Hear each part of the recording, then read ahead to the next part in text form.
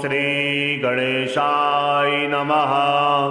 श्री विष्णोः सतनामि स्तोत्रम्। नारद उवाच ॐ वासुदेवं हृषीकेशं वामनं जलशायिनं जनार्दनं हरिकृष्णं श्रीवक्षं गरुडध्वजं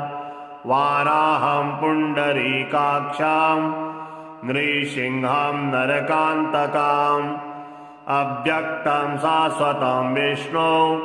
मनन्तं मजमव्ययं नारायणं गदाध्यक्षं गोविन्दं कीर्तिभाजनं गोवर्धनोधरं देवं भूधरं भुवनेश्वरं वेत्तारं यज्ञपुरुषं यज्ञेशं यज्ञवाहकं चक्रपाणिं गदापाणिं शङ्खपाणिं नरोत्तमं वैकुण्ठं दुष्टदमनं भूगर्भं पीतवाससां त्रिविक्रमं त्रिकालज्ञं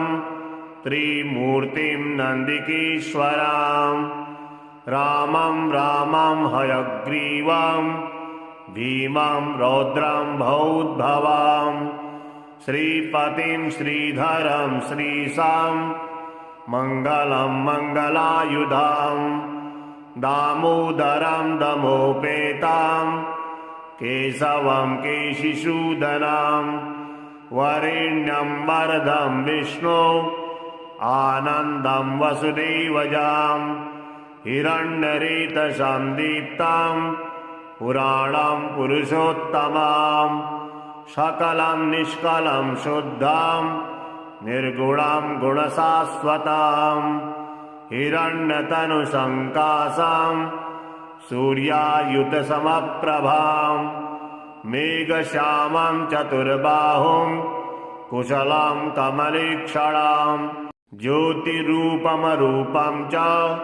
स्वरूपं रूपसंस्थितं सर्वज्ञं सर्वरूपस्थं सर्वेषां सर्वतोमुखं ज्ञानं कूटस्थमचलं ज्ञानदं परमं प्रभुं योगी संयोगनिष्णातं योगिनं योगरूपिणाम् ईश्वरं सर्वभूतानां वन्दे भूतमयं प्रभुम् इति नाम शतं दिव्यां वैष्णवं खलु पापहं व्यासेन कथितं पूर्वं सर्वपापप्रणाशनं या पठेत् प्रातरुत्थाय स भवेद् वैष्णवो नरः सर्वपापविशुद्धात्मा विष्णुसायुज्यमवाप्नुयात् चन्द्रायणसहस्राणि कन्यादानि शतानि च गवां लक्षसहस्राणि मुक्तिभागी भवेन्नरः अश्वमेधायुतं पुण्यं फलं प्राप्नोति मानवः ॐ वासुदेवं हृषीकेशं वामनं जलशायिनं जनार्दनं हरिकृष्णं श्रीवक्षं गरुडध्वजं वाराहं पुण्डरीकाक्षं नृसिंहं नरकान्तकम् अव्यक्तं शाश्वतं विष्णु मनन्तं मजमव्ययं नारायणं गदाध्यक्षं गोविन्दं कीर्तिभाजनं गोवर्धनोधरं देवं भूधरं भुवनेश्वरं वेत्तारं यज्ञपुरुषं यज्ञेशं यज्ञवाहकं चक्रपाणिं गदापाणिं शङ्खपाणिं नरोत्तमं वैकुण्ठं दुष्टदमनं भूगर्भं पीतवाससां त्रिविक्रमं त्रिकालज्ञं त्रिमूर्तिं नन्दिकेश्वरं रामं हयग्रीवं भीमं रौद्रं भौद्भवं श्रीपतिं श्रीधरं श्रीशां मङ्गलं मङ्गलायुधां दामोदरं दमोपेतां केशवं केशिसूदनां वरेण्यं वरदं विष्णो आनन्दं वसुदेवजां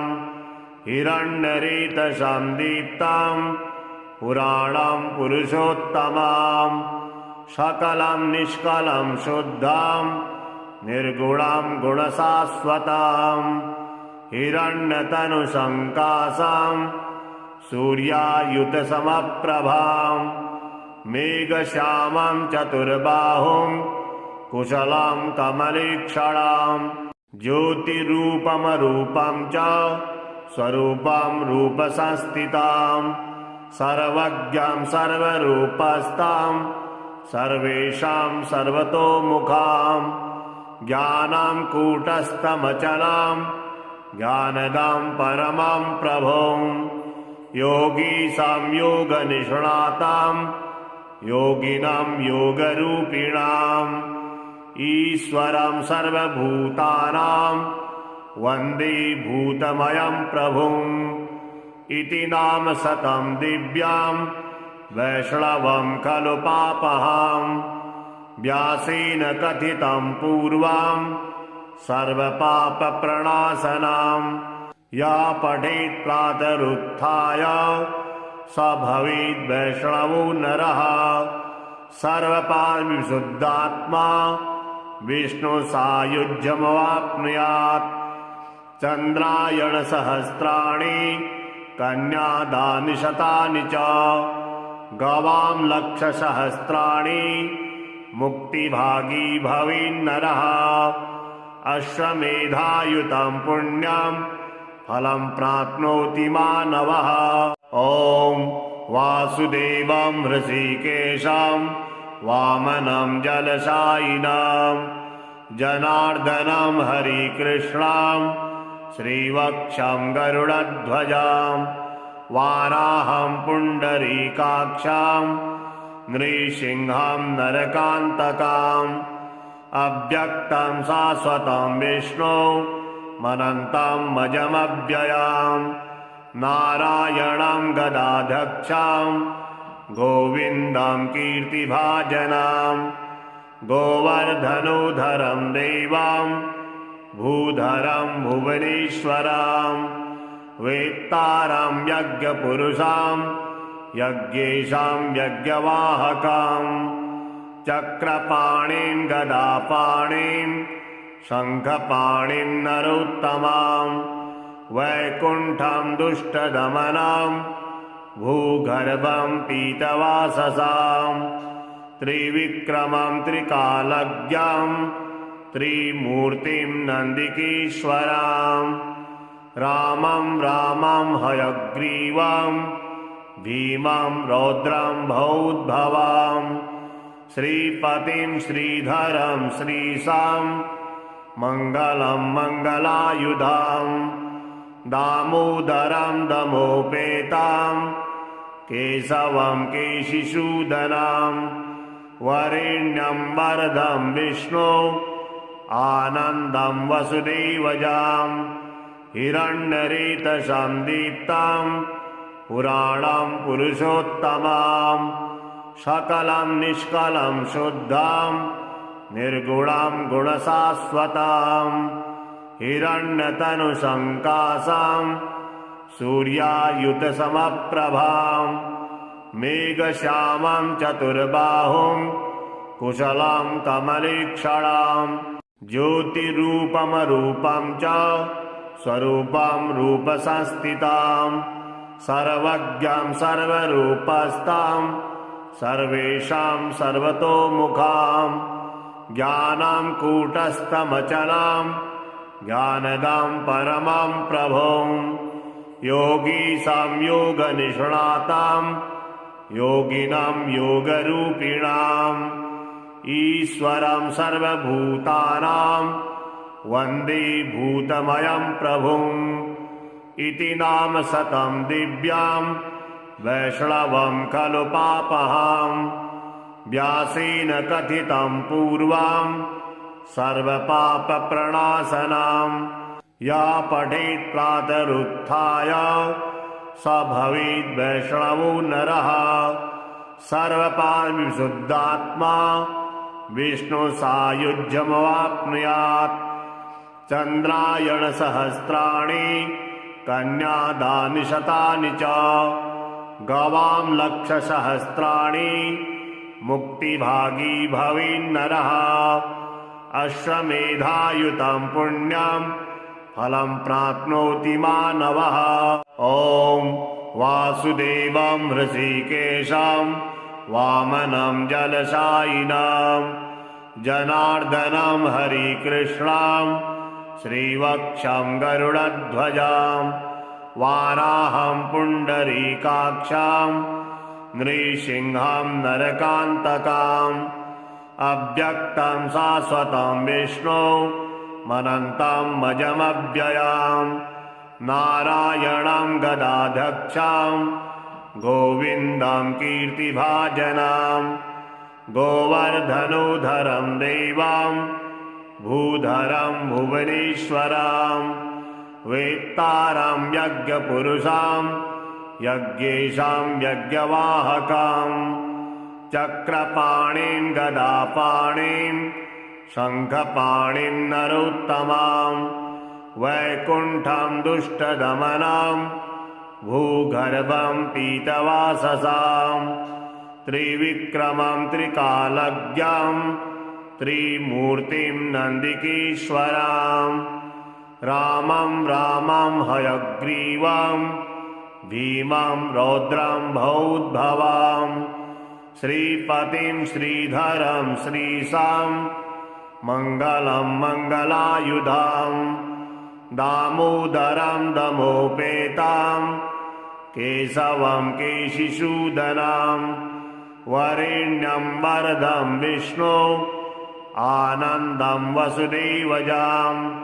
हिरण्यरेतसं दीप्तं पुराणं पुरुषोत्तमं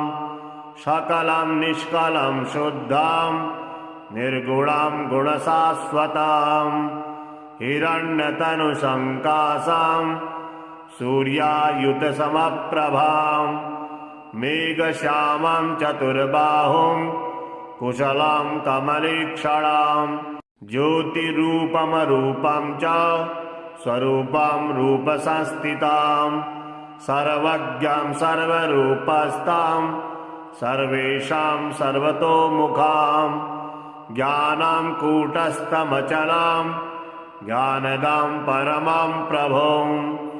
योगीशां योगनिष्णातां योगिनं योगरूपिणाम् ईश्वरं सर्वभूतानां वन्दे भूतमयं प्रभुम्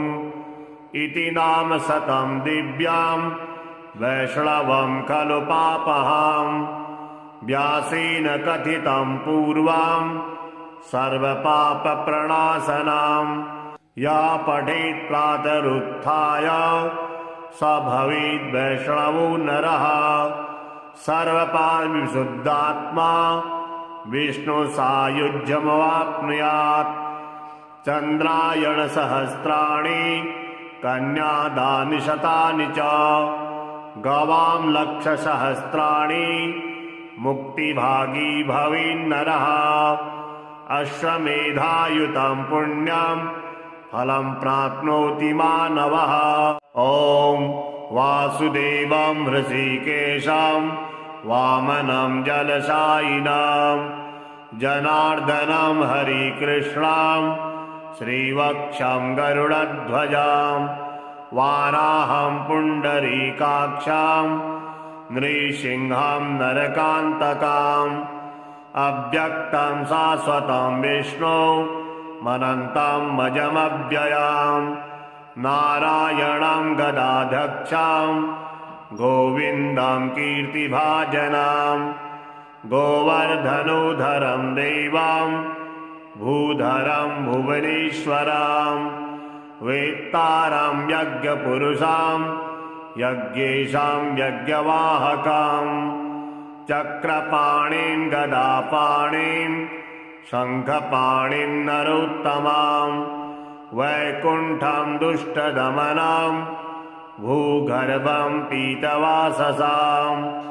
त्रिविक्रमं त्रिकालज्ञं त्रिमूर्तिं नन्दिकेश्वरां रामं रामं हयग्रीवं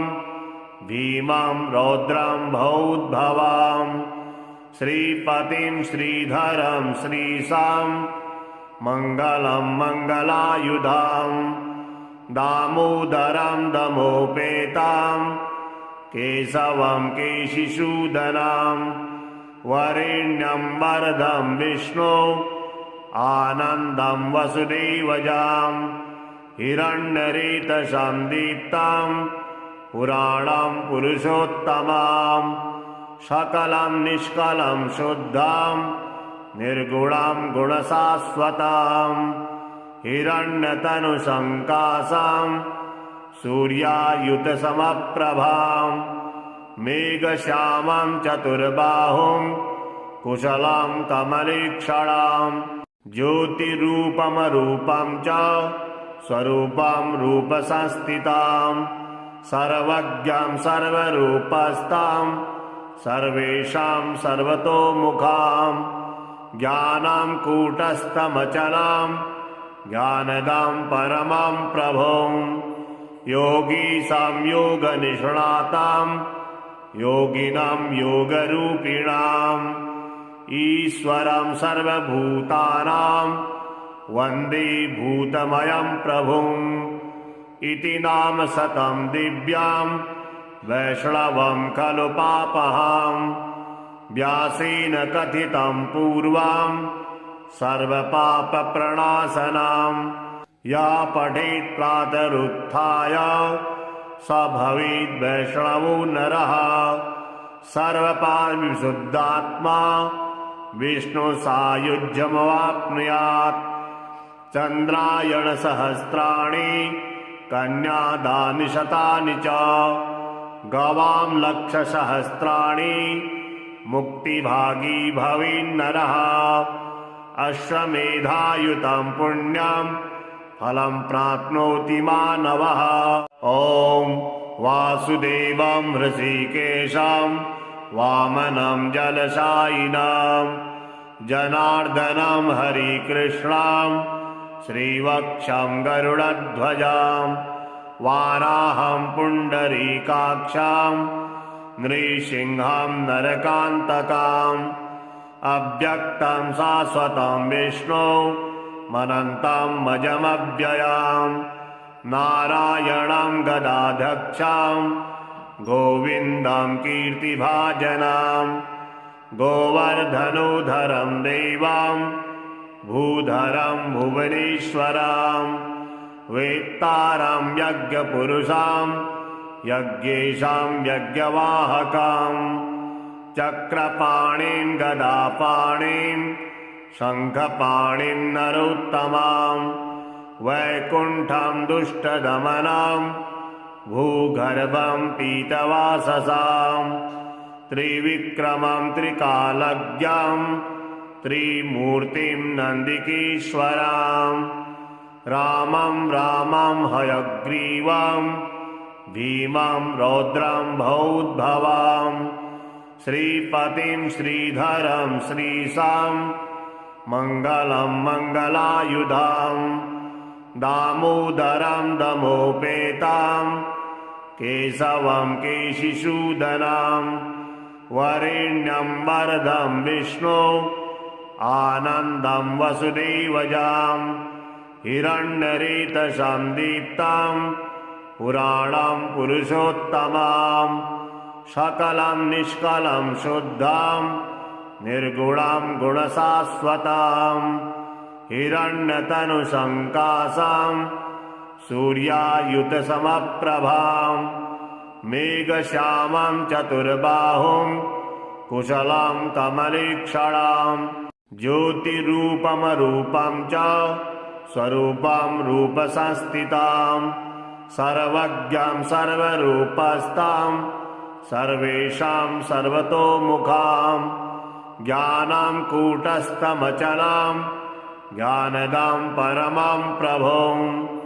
योगीसां योगनिष्णातां योगिनां योगरूपिणाम् ईश्वरं सर्वभूतानां वन्दे भूतमयं प्रभुम् इति नाम शतं दिव्यां वैष्णवं खलु पापहां व्यासेन कथितं पूर्वां सर्वपापप्रणाशनां या पठेत् प्रातरुत्थाय स भवेद् वैष्णवो नरः सर्वपापविशुद्धात्मा विष्णुसायुज्यमवाप्नुयात् चन्द्रायणसहस्राणि कन्यादानि शतानि च गवां लक्षसहस्राणि मुक्तिभागी भवेन्नरः अश्वमेधायुतं पुण्यं फलं प्राप्नोति मानवः ॐ वासुदेवं हृषीकेशं वामनं जलशायिनं जनार्दनं हरिकृष्णं श्रीवक्षं गरुडध्वजं वाराहं पुण्डरीकाक्षं नृसिंहं नरकान्तकम् अव्यक्तं शाश्वतं विष्णु मनन्तं मजमव्ययं नारायणं गदाध्यक्षं गोविन्दं कीर्तिभाजनं गोवर्धनोधरं देवं भूधरं भुवनेश्वरं वेत्तारं यज्ञपुरुषं यज्ञेशं यज्ञवाहकं चक्रपाणिं गदापाणिं शङ्खपाणिं नरोत्तमं वैकुण्ठं दुष्टदमनं भूगर्भं पीतवाससां त्रिविक्रमं त्रिकालज्ञं त्रिमूर्तिं नन्दिकेश्वरं रामं रामं हयग्रीवं भीमं रौद्रं भौद्भवं श्रीपतिं श्रीधरं श्रीशां मङ्गलं मङ्गलायुधं दामोदरं दमोपेतं केशवं केशिसूदनं वरेण्यं वरदं विष्णु आनन्दं वसुदेवजां हिरण्यरेतसं दीप्तं पुराणं पुरुषोत्तमं सकलं निष्कलं शुद्धं निर्गुणं गुणशाश्वतं हिरण्यतनुसङ्काशं सूर्यायुतसमप्रभां मेघश्यामं चतुर्बाहुं कुशलं कमलीक्षणं ज्योतिरूपमरूपं च स्वरूपं रूपसंस्थितं सर्वज्ञं सर्वरूपस्थं सर्वेषां सर्वतोमुखां ज्ञानं कूटस्थमचलं ज्ञानदां परमं प्रभुं योगीसां योगनिष्णातां योगिनां योगरूपिणाम् ईश्वरं सर्वभूतानां वन्दे भूतमयं प्रभुम् इति नाम शतं दिव्यां वैष्णवं खलु पापहां व्यासेन कथितं पूर्वां सर्वपापप्रणाशनां या पठेत् प्रातरुत्थाय स भवेद् वैष्णवो नरः सर्वपापविशुद्धात्मा विष्णुसायुज्यमवाप्नुयात् चन्द्रायणसहस्राणि कन्यादानि शतानि च गवां लक्षसहस्राणि मुक्तिभागी भवेन्नरः अश्वमेधायुतं पुण्यं फलं प्राप्नोति मानवः ॐ वासुदेवं हृषीकेशं वामनं जलशायिनं जनार्दनं हरिकृष्णं श्रीवक्षं गरुडध्वजं वाराहं पुण्डरीकाक्षं नृसिंहं नरकान्तकम् अव्यक्तं शाश्वतं विष्णो मनन्तं मजमव्ययाम् नारायणं गदाध्यक्षं गोविन्दं कीर्तिभाजनं गोवर्धनोधरं देवं भूधरं भुवनेश्वरं वेत्तारं यज्ञपुरुषं यज्ञेशं यज्ञवाहकं चक्रपाणिं गदापाणिं शङ्खपाणिं नरोत्तमं वैकुण्ठं दुष्टदमनं भूगर्भं पीतवाससां त्रिविक्रमं त्रिकालज्ञं त्रिमूर्तिं नन्दिकेश्वरं रामं रामं हयग्रीवं भीमं रौद्रं भौद्भवं श्रीपतिं श्रीधरं श्रीशां मङ्गलं मङ्गलायुधं दामोदरं दमोपेतं केशवं केशिसूदनं वरेण्यं वरदं विष्णो आनन्दं वसुदेवजां हिरण्यरेतसं दीप्तं पुराणं पुरुषोत्तमं सकलं निष्कलं शुद्धं निर्गुणं गुणशाश्वतं हिरण्यतनुसङ्काशं सूर्यायुतसमप्रभां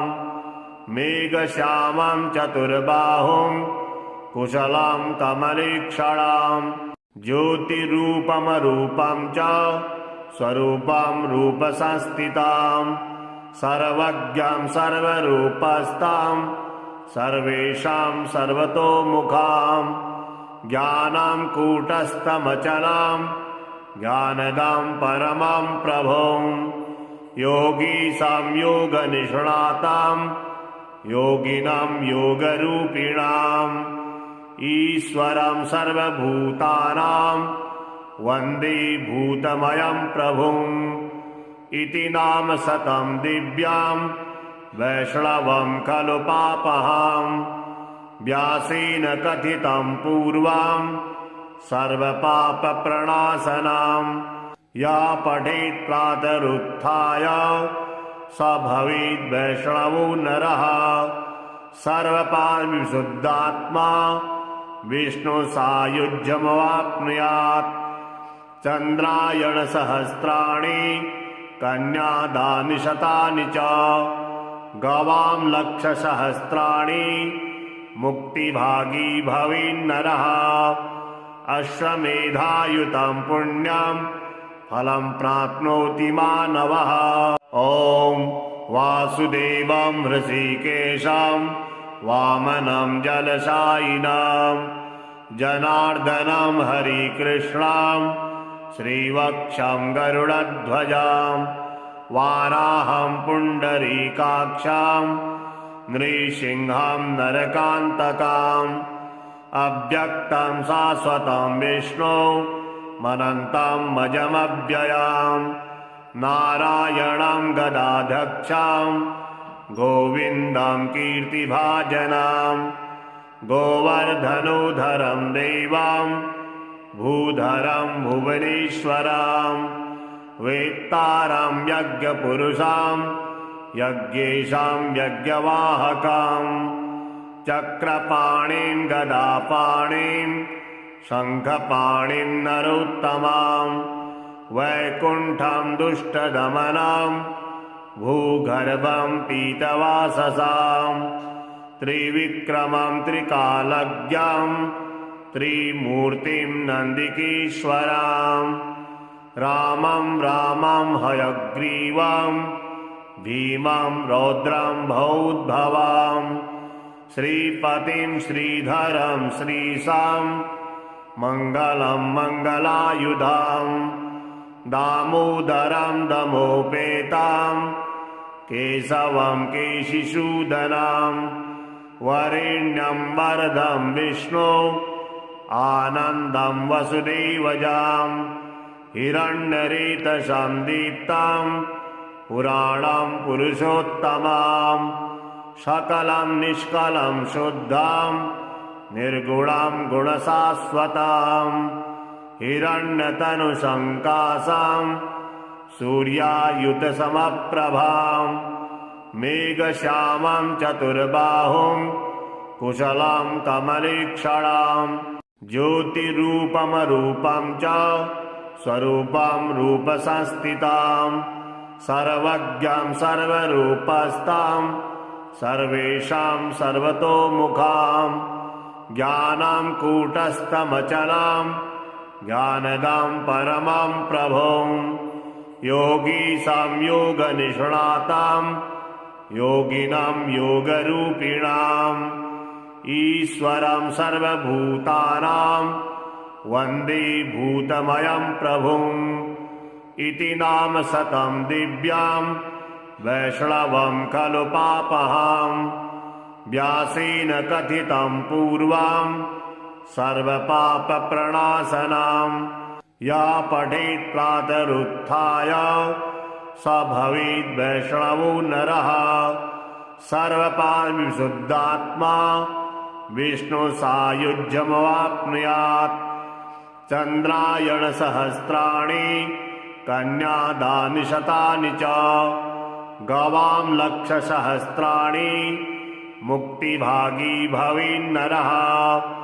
अश्वमेधायुतं पुण्यं